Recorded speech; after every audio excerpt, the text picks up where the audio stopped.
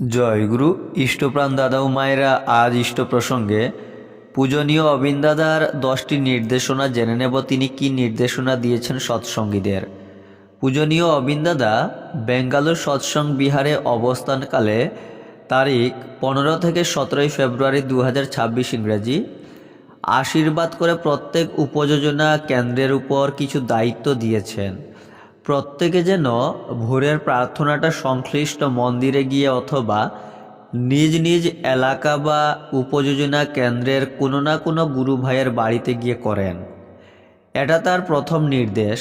তারপর তিনি পুরনো ও নতুন সব সৎসঙ্গী গুরু ভাই ও মায়েদের প্রতি প্রত্যহ দিন চর্যা কিভাবে করতে হয় তা বলে দিয়েছেন।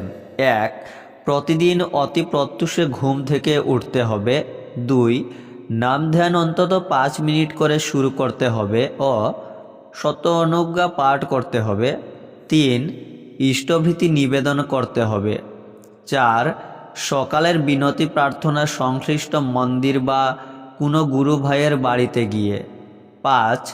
শ্রী শ্রী ঠাকুরের সত্যানুসরণ গ্রন্থ থেকে একটি বাণী পাঠ করা এবং বাণীটি নিজের চরিত্রগত করতে হবে।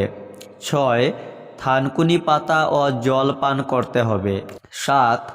নিজ নিজ কর্মে লেগে যেতে হবে। 8. দিনের নিজ নিজ কাজ সেরে ডিপি ওয়ার্কস ও যাজন করতে হবে। 9. রাতে ঘুমানোর আগে অবশ্যই সব ধ্যান ও নাম করতে হবে। 10.